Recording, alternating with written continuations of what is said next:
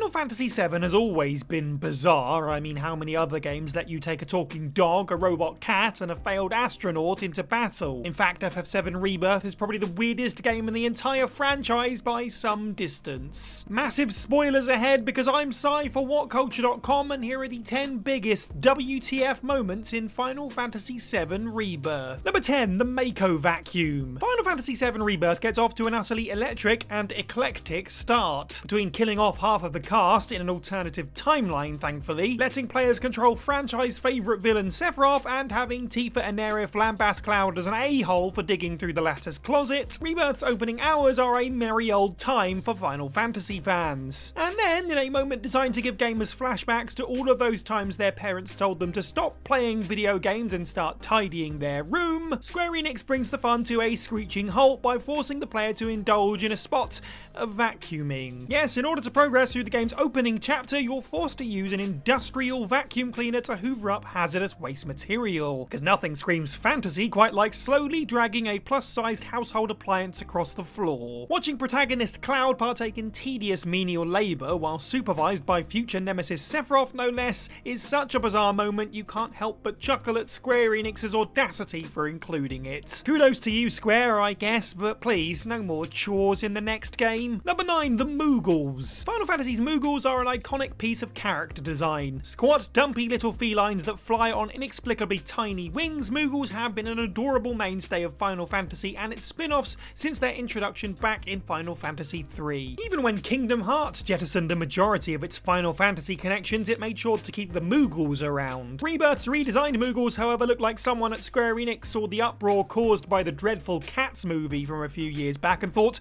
any publicity is good publicity. In a game full of twisted monstrosities birthed by an unholy fusion of science and magic, Rebirth's humanoid Moogles still walk away as the most unsettling creatures you'll clap your eyes on. A horrifying cross between a domestic house cat, a bat, and the infamous ugly Sonic, it's hard to pass what Square were thinking when they upended 2 decades of design perfection to inflict these objectively awful abominations on their unsuspecting fan base. I mean, why do they have teeth? I can't. And given that one of Final Fantasy VII's major villains is a mad scientist who creates hideous monsters by meddling with nature's design, you'd think the game's developers would have known better than to tamper with perfection. Number 8, Fort Condor. Final Fantasy VII Rebirth has its share of weird moments before Fort Condor, but its revival of the original RTS minigame is the moment the title grabs hold of the surrealism dial and sets it to full dada. When Rebirth's incredibly annoying motor-mouth robo-boy Chadley guides your party towards a board game emanating strange energies, it sets off the most bizarre side quest in the entire game. Cloud, Tifa, and Barret get sucked into Fort Condor and transmogrified into their blocky PS1 era character models, albeit given a spiffy HD makeover. They then take part in a simplified MOBA to win a piece of armor from an interdimensional amnesiac swordsman. Just another Tuesday for Final Fantasy VII's crew, who take all of 2 minutes to accept their new reality before moseying across the game board to their prize. The writer of this article has written that as if it's easy. It's not easy. This game sucks. It's so hard. Nonetheless, Cloud's stoic reaction to the increasingly ludicrous scenario adds some real humour to the whole situation, complete with his 1997 era trademark shrug. It's down to personal taste which of the many side games FF7 Rebirth has to offer is the best, but it's hard to argue that Fort Condor isn't one of the more memorable ones. Number 7, the Bald Bar. Shave it clean and make it gleam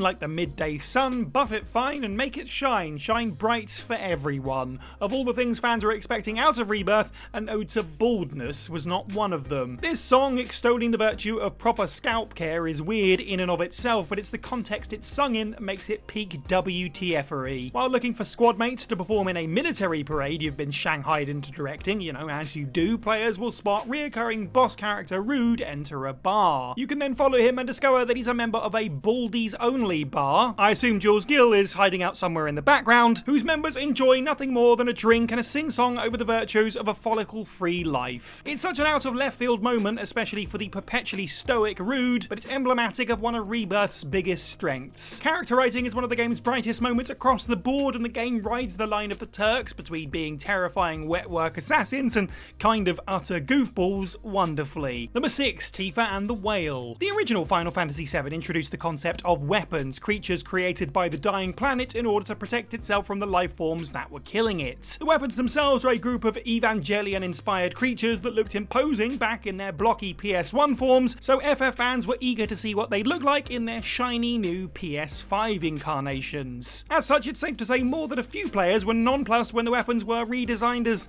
whales. Whales with a big green orb in the middle of their stomachs. Fortunately, Square Enix somewhat redeemed this disappointing redesign when they decided to reinterpret the classic tale of Jonah and the whale, with fan favourite Tifa taking the place of old Joe. After Tifa is assaulted by a possessed cloud, one of the, we'll call them whale-puns, swallows the unfortunate bartender to allow her to convalesce inside its magic stomach. Things get even weirder from there, as being inside the weapon allows Tifa a glimpse into the planet's memories, ultimately resulting in her witnessing a literal battle between good and evil taking place at the very core of the planet. It's a very trippy scene and a nod to a sequence that occurs far later in the original game, which makes for an especially memorable moment, even if it doesn't really ever come back around to being relevant again, at least for the time being. Number 5. Red 13's voice. Getting Red 13 right in the new Final Fantasy VII games was always going to be a challenge. A talking dog, cat creature, depending on who you ask, who is warm, wise and ferocious. In previous outings like Advent Children, the voice chosen for Red didn't feel quite right to a lot of fans. As such, it was a relief that the remake games smashed it out of the park via the performance of Max Mittelman, who gave Red a rich, gravitas-laden voice that both suited the character perfectly and felt like having warm whiskey poured into your ears. Nom, nom, nom, nom, nom, nom. Unfortunately, once you return Red to his hometown of Cosmo Canyon, he reveals that his voice was just an act to make him sound older than he really is. He's actually an adolescent, and his real voice makes him sound like the whiniest nerd in all of Sweet Valley High. It's hard to put into words just how off-putting Red's new voice actually is. It's as if, having spent the last 50 hours hanging out with Morgan Freeman, you're now expected to spend the next 50 in the presence of the most annoying anime protagonist ever. Of course, hardcore FF7 fans will know that Red's voice change is in the original Japanese script, it was just never localized in the West. As such, getting it around to it this time, when dialogue is a little bit more than just text boxes, meant that the change was inevitable. Unfortunately, however, it's a drastic switch, and Red's personality goes with it too. He says things in the new voice he would never have done before.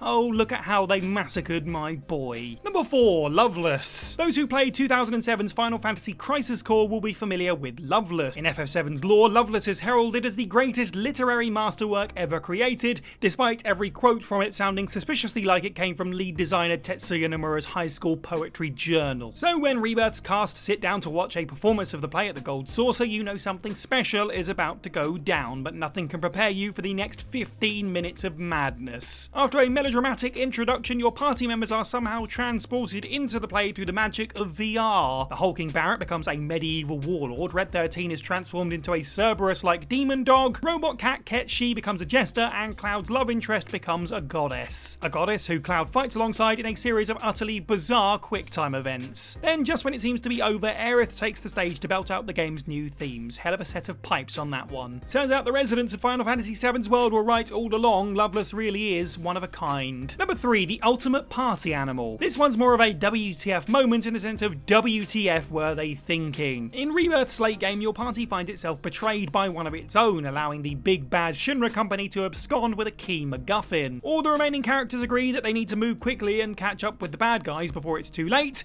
at which point a minor side character from 40 hours ago shows up and gives you one last side quest before the big finale. A side quest that you have to do then and there if you're going to do it at all, as the game locks you into the ending once you reach Shinra's location. Literally nothing about this makes sense, obviously not from an in-game perspective. Love to help you, but we're on a rush to save the freaking planet. And not from a game design perspective. There's a time and a place for side quest distribution, and it's not when the game is barreling towards its climax. Come to think of it, didn't this same thing happen in Final Fantasy 16? Maybe there's something in the water at Square Enix. Oh, and the side quest in question? Oh, well, you have to beat a middle manager's high scores in an amusement park. Truly a task worth risking the fate of the world for. Number 2, the final boss. Side quest shenanigans aside, once the finale does get going, Square Enix pull out all the stops to ensure a suitably bizarro climax to Rebirth's wild ride. And as that pun not so subtly insinuated, FF7's massively underrated bizarro Sephiroth boss fight takes on the role of Rebirth's final boss, with the fight against him likely to go down as 20 2024's biggest gaming spectacle. The battle against Bizarro Sephiroth proves to be a perfect summation of Rebirth's ludicrously maximalist take on the original source material. Whereas the original FF7 simply had the party split into separate groups to attack the Titanic monster from 3 different angles, Rebirth's version of the fight sees the game's protagonist split into 3 separate realities. As the fight progresses, Rebirth yanks you across time and space to attack the mutated Sephiroth across multiple dimensions. Each stage gets more ludicrous than the last, there's even a 30-second tribute to Shadow of the Colossus for no reason it seems, and all of it comes to a head with a tense duel between Sephiroth, Cloud and a newly resurrected Aerith. Which brings us to Rebirth's biggest WTF moment. Number 1, Aerith's fate. The ad campaign leading up to Rebirth was centered on one question: would Aerith defy fate and one of the most famous video game scenes of all time and survive the event of Final Fantasy VII's story this time around? Well, due to Rebirth's dimension-spanning, timeline-jumping inclusion, we now know the answer is maybe? Even several months removed from Rebirth's release, it's still hard to wrap one's head around Aerith's status at the end of the game. Cloud seemingly saves Aerith from Sephiroth's infamous sword plunge, deflecting the one-winged assassin's fatal strike with a defiant roar. Yet Aerith inexplicably dies anyway, except Cloud seems to think that she's still alive, but everyone else acts as though she's dead. But the blood keeps disappearing and reappearing on her body, and Aerith talks to Cloud in the finale, but no one else can hear her. If what I just said sounds like a jumbled mess, that's probably because it is. All of the guff about alternate dimensions and multiple timelines results in it being totally unclear whether the Aerith whom Cloud is talking to is a figment of his imagination, an interdimensional counterpart, or the same Aerith but on a different plane of reality. In conclusion, Final Fantasy VII Rebirth is weird. Really weird. Probably too weird.